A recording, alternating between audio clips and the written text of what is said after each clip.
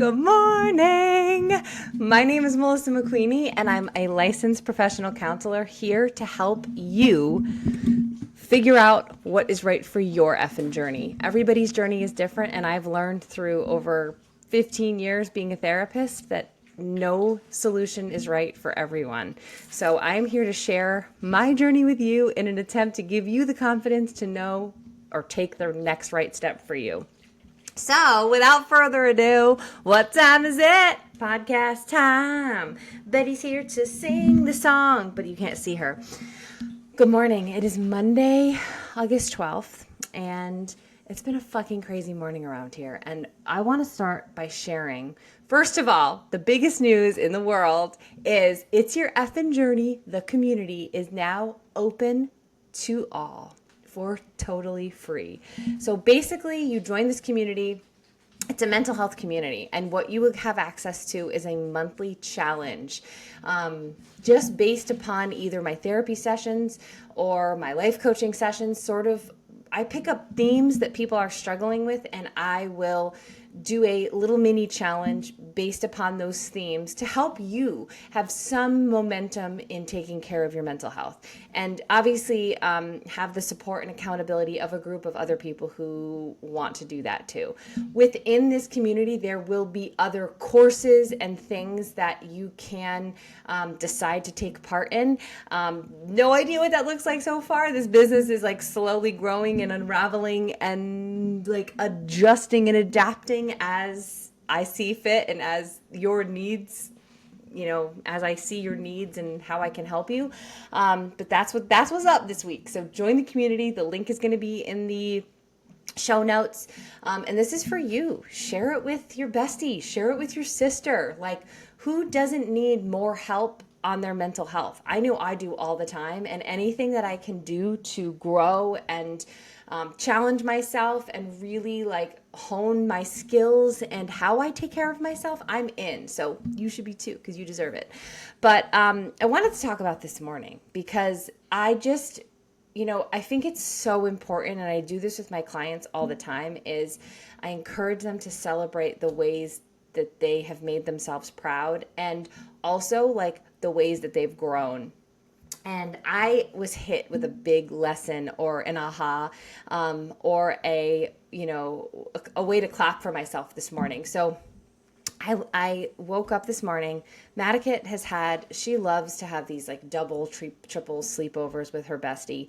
And it's funny, sometimes they'll do 2 nights here and then they'll go for a night at the bestie's house.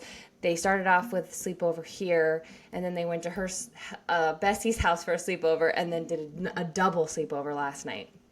And they love each other. They get along so well. They rarely get sick of each other. It's just the sweetest little friendship. They just giggle and laugh and have the best time. And so I was gearing up for a long work day. I tend to schedule my Mondays pretty heavy, and then they get less crazy as the days go on in the week. And I like it that way. I like coming in strong and hot on a Monday, and then gradually decreasing in intensity as the week goes on. But I was gearing up for a Monday, and I woke up to texts from my kid and the friend's mom, her bestie's mom, saying that they have freaking 6th grade orientation today. And I was like, holy shit, I don't have that in my planner. I do not have that planned. I do not know how this is going to work. And the Melissa, I'm going to say 10 years. 10 years is my safe spot because my growth really started 10 years ago. So when I think about the Melissa of 10 years ago, how she would have navigated this morning, it would have been worlds different. So I want to celebrate my own growth with you today so that you can see and even check yourself, because I know sometimes we feel like we're stuck, or we feel like we're not growing, or we feel like, why the fuck is this taking so long to get me to the next level? And we fail to see how much has changed and how much we've changed and how much we've grown. And the Melissa of 10 years ago, had I been hit with something like this on a Monday morning that I had not planned for, would have been 100% spastic. That's number one. And number two, I would have 100% taken it all upon myself. and then played the martyr card and the, oh my God, I can't believe how much I have to handle. And I can't believe, how much I'm navigating and I'm doing it all by myself. That is a huge story in my life that I told myself all the time. I have to do this by myself. I have to do this by myself because no one else will do it with me. No one else will do it as good as I'll do it. No one else will do it, in the best way that they can, like I'm the best and I can do it the best. And guys, what I want to tell you is that if you are taking on everything in your home and then, being exhausted from it and being, oh my God, look what I do all by myself. I need you to stop doing that. I need you to ask people for help. And this is a huge major growth area that I have had is for so long, I just didn't expect, I didn't communicate to my spouse, I didn't articulate my needs, and I also didn't allow my husband to step up into the role of father and husband. And this is all on me. Yes, should your husband or should your spouse understand that there are household and parental responsibilities that you have to have? Of course. But as a wife and as a mom, it was up to me to say, Tucker, this is what is happening in the household and this is what I need from you. This is how you can help me in this situation. This is how you can step up into this role of a father, into this role of a spouse. Instead, I took it all on and then was like, I do everything. I do everything and you don't do anything. And guys, that is so fucking unhealthy for so many reasons. It doesn't do you any good.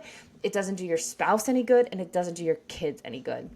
So, and this took a while for me to come around, and it started with working at night, right?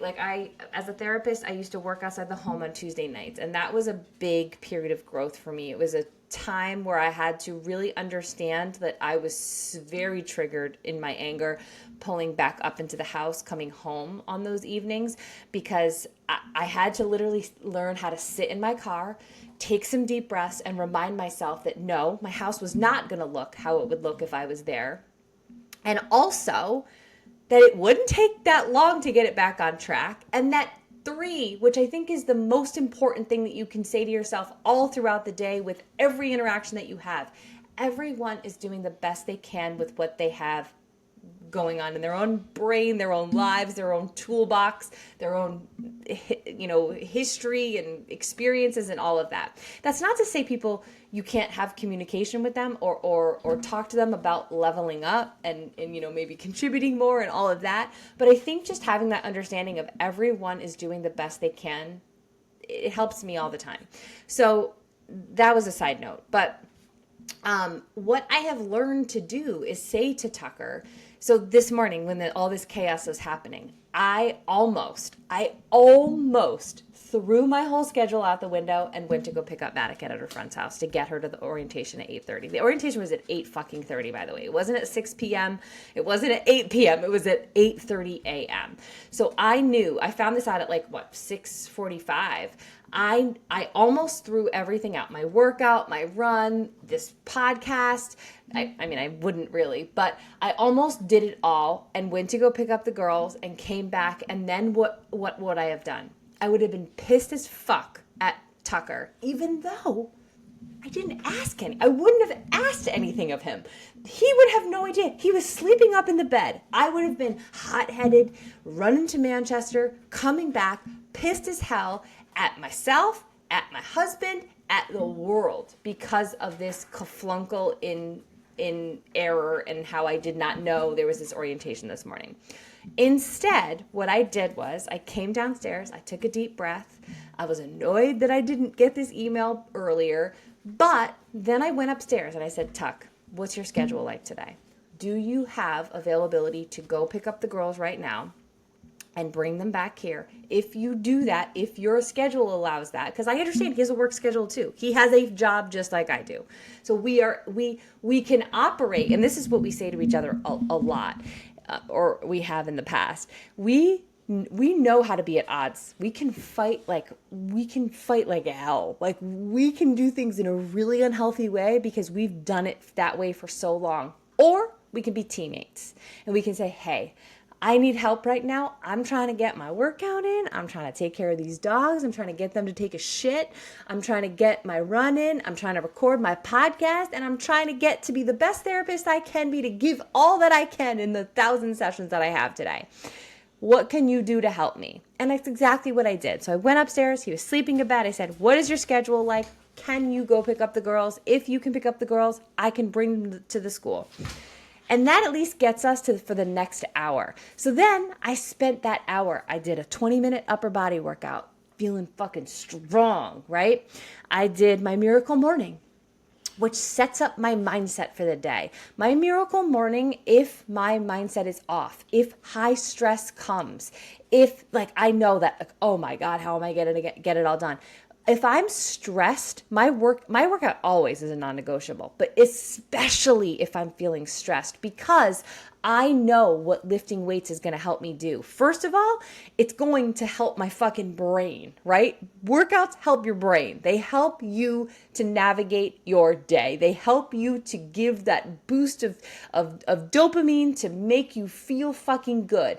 My workouts, when I pick up those weights, they also make me feel strong. They make me feel like a badass. They remind me of what I'm capable of. And I know that a fucking sixth grade orientation thrown in my day is really not that big of a deal. I can navigate it because I can fucking pick up big weights.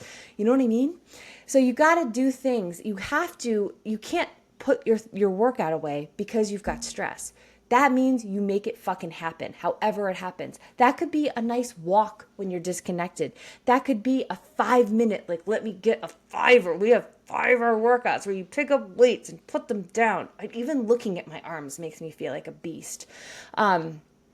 So don't throw away your self-care when these things happen. Make it a non-negotiable. Call in the big shots. If I didn't have Tucker here, and I did. I said to my friend, my daughter was at my friend's house, and I said to her, hey, can we meet halfway? She couldn't. Her schedule didn't allow it. And I said, okay, I know that I want my daughter to get her to her orientation because that's going to help her navigate her anxiety for the school year. So I knew that I needed to make that happen and I was willing to do it, but I also wasn't willing to sacrifice my own self-care, right? So that's why I asked my husband. My husband did it. Thank God he went and go pick them up, bring them back here. I got in an hour, a strength workout, a 1-mile run, fed the dogs, pooped all the dogs. I felt like a fucking badass. And my miracle morning. And that's another thing I want to mention. My miracle morning.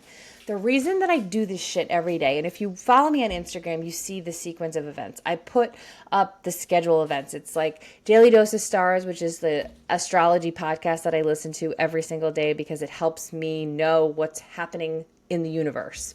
I do affirmations. Every day I do affirmations that I've written for myself based upon the things that I'm working on. I do my goal setting. Where do I want to be? What am I doing all of this for? What is my financial goal? How many people do I want to help this month?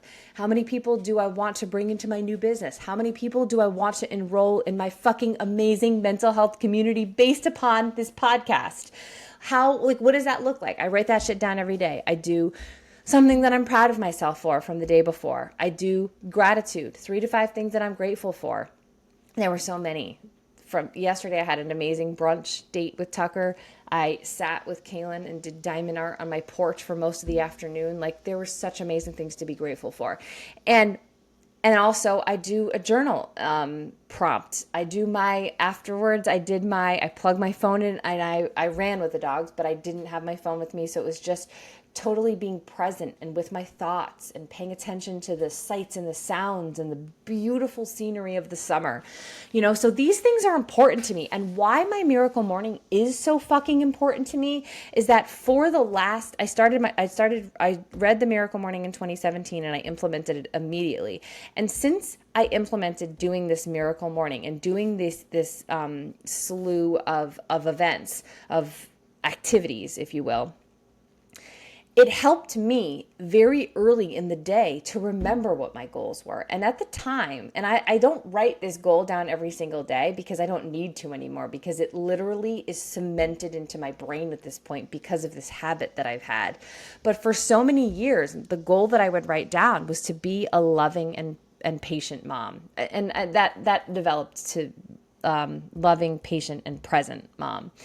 But what would happen? So when I would wake up in the morning, like before I started my miracle morning, I would wake up when the alarm went off that I needed to wake up me and my kids to get ready for the day for school. And I was a frantic, flustered, chaotic mother at the time. I was in like a lot of people, when you wake up with your fucking kids and everyone like, I don't like this pair of socks, or I need this red shirt, and the dogs need to take a shit, and the dogs need to eat. Like, that can be really stressful. So my miracle morning was a time for me to really set myself up for the day to say, this is really what you want.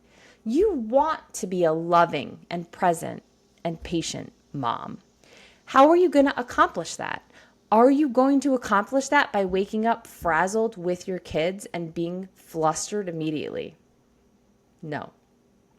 I became that way through my miracle morning, through having this morning routine where I said, this is how you want to show up, right? How are you going to get there? Because frantic, flustered, chaotic Melissa felt like shit at the end of the day. I didn't feel like a present and patient and loving mom. I felt like a frazzled, flustered, angry, frustrated mom who was yelling and annoyed at my kids all the time.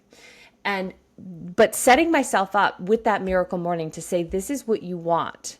How are you going to get there? It checked myself. It was like, okay, this is what you want. How are you going to get there? You're going to work out in the morning. You're going to do your journal prompt right now. You're going to remember that goal that you have of being a present and patient and loving mom, so that when your kid walks down the stairs and needs her fucking, Nirvana shirt and clear sunglasses and, oh, surprise, it's, dressed as a sailor day for orientation,